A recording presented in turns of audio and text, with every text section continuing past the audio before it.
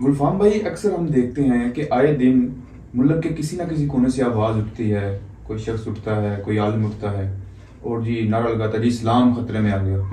पाकिस्तान में इस्लाम को बहुत ज़्यादा खतरा है इस वक्त, मुसलमानों जागो, इस्लाम को बचाओ, तुम अपने लगे हुए हो खाने में, ये वो सारा। तो आप ये सारा जो सीन है इसको किस सिनेरियो में देखते हैं, ये क्या चीज़ है? जी, क्या वाकई इस्लाम जो है ये खतरे में है पाकिस्तान में? मतलब वो कह रहे हैं तो हो सकते हैं खतरे में हो। नहीं, लेकिन एक इस्लाम अगर आप देखें तो ये खतरे में आने के लिए तो नहीं ना आया दुनिया में, अगर आप नहीं, देखें तो बिल्कुल। ये बात है। ज़ीशान भाई, इसमें सबसे पहली बात ये है कि इस्लाम जो है ये अल्लाह का, बीइंग अ मुस्लिम मैं ये बात कह रहा हूँ कि अल्लाह का पसंदीदा मज़हब है, ठीक है। इन्न दीन इंदल्लाहिल इस्लाम, ठीक है। और इस्लाम को ही अल्लाह ताला ने पसंद किया है। अल-यौम अकमलतु लकुम दीनकुम व अतममतु अलैकुम निअमती व रज़ीतु लकुमुल इस्लाम दीना। तो इंटरनेशनली अगर हम बात करें ना, इंटरनेशनल सिनेरियो में, तो वहाँ ये बात की जा सकती है कि इस्लाम के खिलाफ जो कॉन्स्पिरेसीज हैं वैसा कुछ यकीनन मिलता है। लेकिन अगर पाकिस्तानी कॉन्टेक्स्ट में इसे हम देखें तो मैं समझता हूँ कि ये सिर्फ एक स्लोगन, एक नारा, इसके पीछे कुछ मफादात हो सकते हैं, कुछ बेवकूफ़ियाँ हो सकती हैं, कुछ कम इल्मियाँ हो सकती हैं, लेकिन एक्चुअली इस्लाम को कोई ख़तरा नहीं है। अच्छा, आप ये कहें पाकिस्तान में इस्लाम को कोई खतरा नहीं यार, मतलब क्या है इस्लाम, तो यहाँ कुछ भी ऐसा नहीं है। मतलब मुसलमान हैं, यहाँ नमाजें पढ़ते हैं, रोज़े रखते हैं, मतलब आप इस्लाम की जिस चीज़ पे चाहें आप अमल कर सकते हैं, ठीक है। रमज़ान गुजरा है, लोगों ने रोज़े रखे, किसी ने रोका है रोज़े रखने से? नहीं। ईद कुर्बान आने वाली है, लोगों ने कुर्बानियाँ भी करनी हैं, तो मतलब कि लोग अपने मज़हब पे अमल कर रहे हैं, इस्लाम खतरे में नहीं। हाँ, बिल्कुल यही मुसलमान खतरे में हो सकता है। यही बात, ये देखे ना, एक आम मुसलमान मेरे जैसा, वो देखे यार मैं कुर्बानी कर रहा हूँ, मैं नमाज पढ़ रहा हूँ, रोजा रख रहा हूँ, जो भी अल्लाह ताला ने काम किया, कोई बहुत अच्छा तो नहीं, लेकिन फिर भी मैं इस्लाम पे कुछ अमल कर रहा हूँ। तो लेकिन ये खतरे वाली चीज ये कहाँ से आ जाती है कि फलां शख्स से खतरा है, ये इस्लाम, ये लोगों को गुमराह कर रहा है। इसमें मैं आपको बता दूं, इसके पीछे कुछ वजूहात हैं, इस माइंडसेट की, इस नैरेटिव के डेवलप होने की कुछ वजूहात हैं। इसमें सबसे पहली वजह तो यह है कि हम चलते हैं सन 47 पे। 47 के बाद, पार्टीशन के बाद, इंडिपेंडेंस के बाद जो एक नैरेटिव दिया गया पाकिस्तानियों को, वो इस्लाम का नैरेटिव था कि इस्लाम जो है जनाब खतरे में है, और इस्लाम पहले भी खतरे में था, हमने अंग्रेजों और हिंदुओं से बचा के उसे यहाँ महफूज ले आए हैं इधर। कायदे आज़म साहब का एक वो बयान भी हम ताले में पढ़ते हैं ना कि हमें ऐसा जमीन का टुकड़ा चाहिए कि जहाँ हम इस्लाम को एक्सरसाइज कर सकें, इस्लाम पे अमल कर सकें।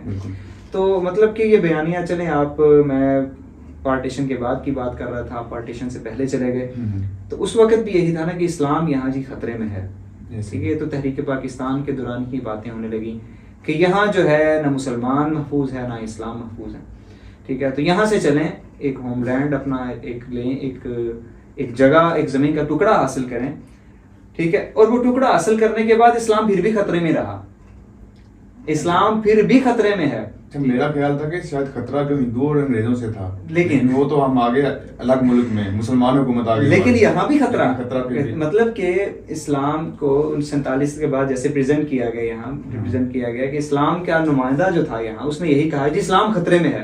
तो ये एक नैरेटिव जो हमें दिया गया 47 के बाद, ठीक है, उसकी एक बड़ी वजह, वो नैरेटिव चलता आ रहा है, ठीक है। वो नैरेटिव कहाँ से आया, उस पर फिर कहाँ कभी बात हो सकती है, और उसने फिर किस तरह से मुतासर किया हमारी कंट्री को, हमारे मुल्क को, हमारी सोसाइटी को।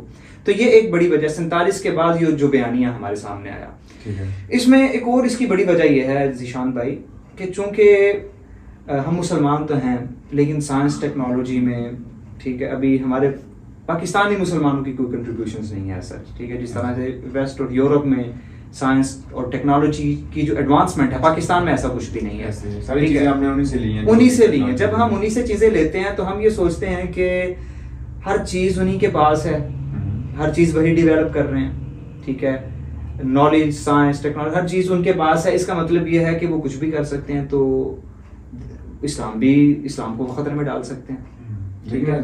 तो ये भी एक वजह है, उनकी अपनी है, तो भी जाहिर सी बात है, उनका अपना भी तो कोई मजहब है ना, तो वो तो चाहेंगे कि उनका मजहब भी ऊपर है, तो वो इसके सहारा तो ले सकते हैं टेक्नोलॉजी का भी। लेकिन एक पाकिस्तानी मुसलमान सोचता है किसी वेस्टर्न के बारे में, लेकिन उसका मसला जो है हमें और आपको भुगतना पड़ता है, उसकी जो प्रॉब्लम होती है उस वजह से, ऐसे, ठीक है। इस्लाम वो किसी और की वजह से खतरे में समझ रहा है, लेकिन भुगतना पाकिस्तानी दूसरे पाकिस्तानी को पड़ता है। अगर आप ये सोच रहे हैं इस्लाम खतरे में, तो आप मुझे यहाँ चैन से बैठने नहीं देंगे, ठीक है, आप कोई ना कोई उसका ढूंढेंगे कि यार इस वजह से खतरे में है, ठीक है, ये भी एक बड़ी वजह है।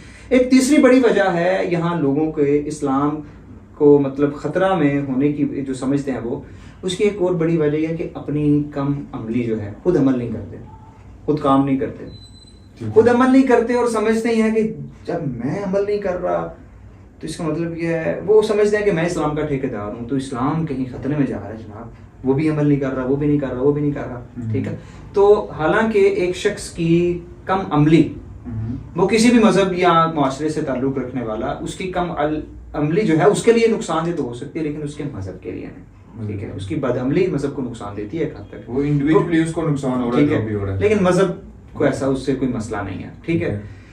इसमें एक और जो बड़ी वजह ना इसकी, कुछ मफादात भी जुड़े हैं इसके साथ, इस स्लोगन के साथ, ठीक है। कुछ मफादात जुड़े हैं, कुछ की दाल रोटी बल्कि मटन बोटी जुड़ी हुई है इस चीज़ के साथ, ठीक है। इस्लाम को खतरे में रखो, ठीक है, और कुछ लोगों की हमदर्दियाँ समेटो, इस्लाम को खतरे में रखो, कुछ लोगों की सपोर्ट समेटो, ठीक है। तो ये कुछ मफादात भी हैं, और जिस तरह कहते हैं ना कि खतरा है जरदारों को, खतरा है जरदारों को, सदियों के बीमारों को, खतरे में इस्लाम नहीं।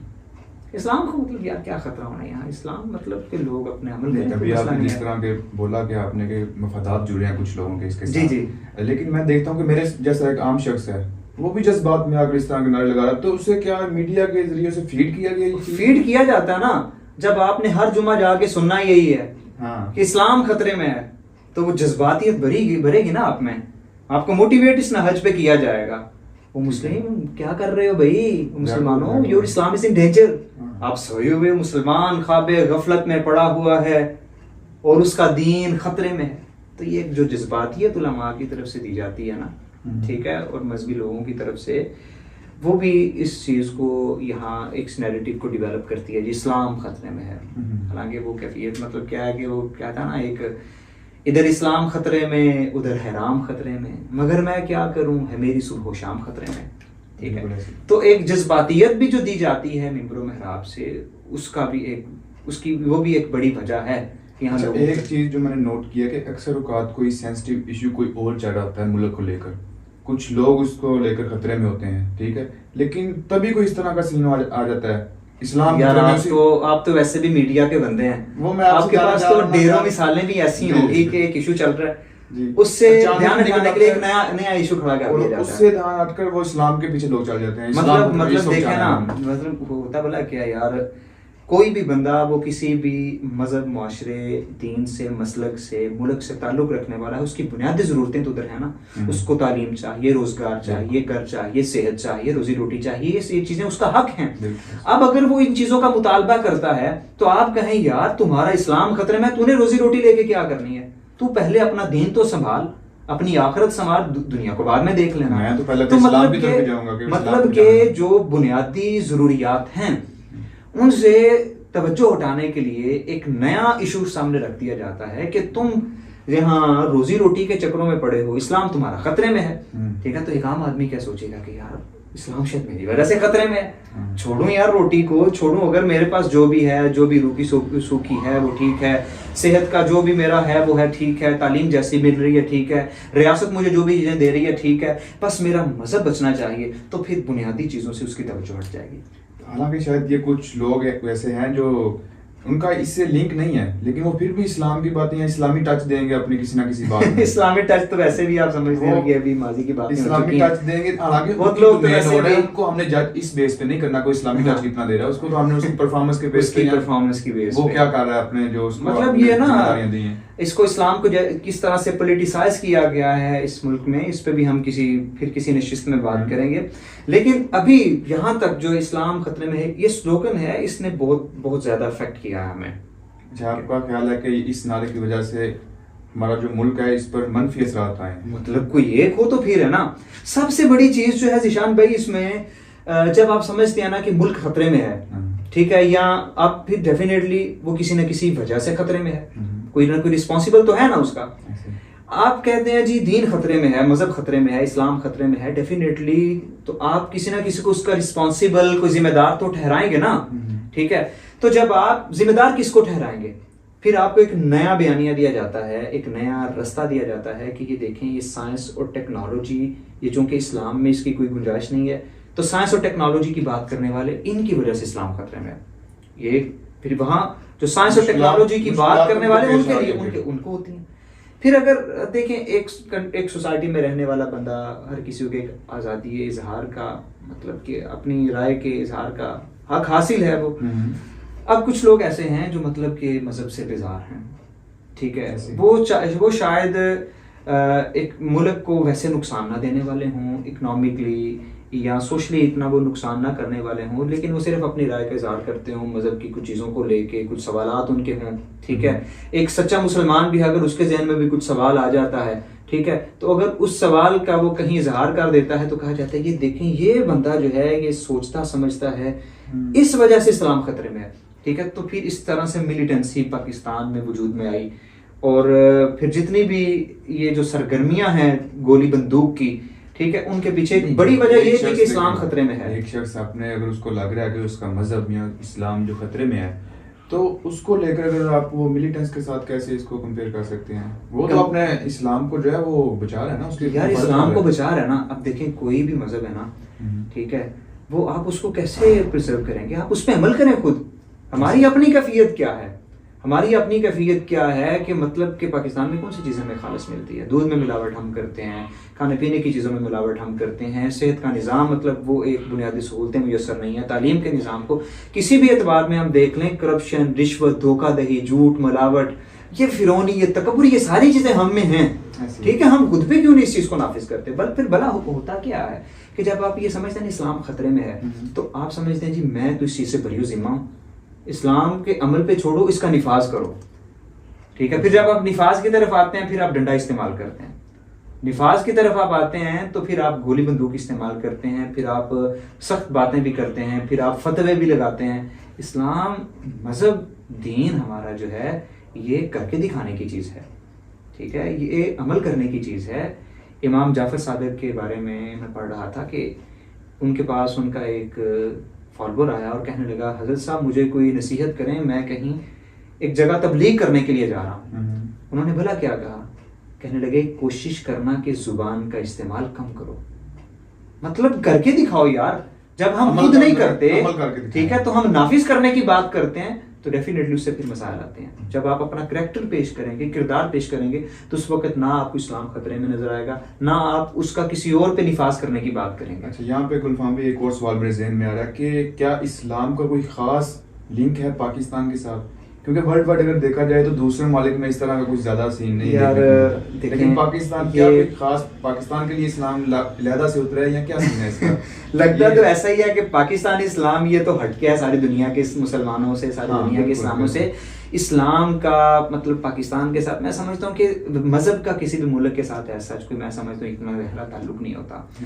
मतलब कि कोई भी मुल्क है, ठीक है, वहाँ लोगों को बुनियादी हुकूक हासिल हैं, उनको सिक्योरिटी है, वहाँ उनकी जान माल इज्जत का तहफ़्फ़ुज़ है, वहाँ पे उनको बुनियादी ज़रूरियात मिल रही हैं, तो मज़हब कोई भी है वहाँ फ़र्क नहीं पड़ता। एक सेकुलर व्यू पॉइंट को अगर हम सामने रखें तो इस्लाम का अगर पाकिस्तान का इस्लाम के साथ ऐसा जैसा कोई ताल्लुक है तो देखें इस्लाम ने यहाँ कोई इतना बड़ा कारनामा किया तो नहीं है, ठीक है। सेकुलर कुव्वतें हमेशा यहाँ पावर में रही हैं और इस्लाम वाले जो हैं निफाज की बातें भी करते रहे हैं, सारी चीज़ें होती रही हैं, लेकिन इसके बावजूद मतलब इस्लाम अगर था तो इस्लाम तो यूनाइट भी नहीं रख सका हमें। 71 में मुल्क 2 टुकड़े हुआ।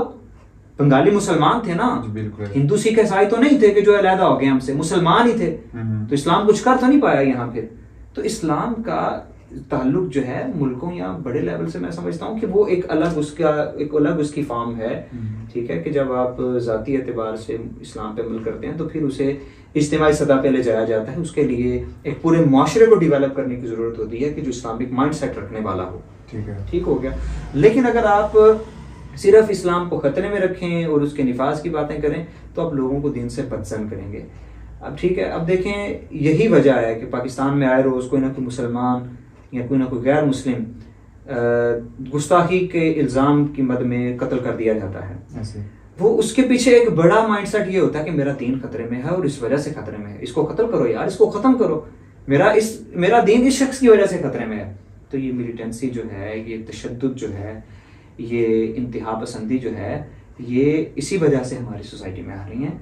तो आप इसको ये मत समझे कि ये जस्ट एक स्लोगन है, ये सिर्फ एक नारा है, इसके बहुत ज़्यादा इफेक्ट्स हैं हमारी सोसाइटी पे। और अगर यही नारा चलता रहता है तो फिर मज़ीद खमियाजा भुगतने के लिए तैयार रहें आप।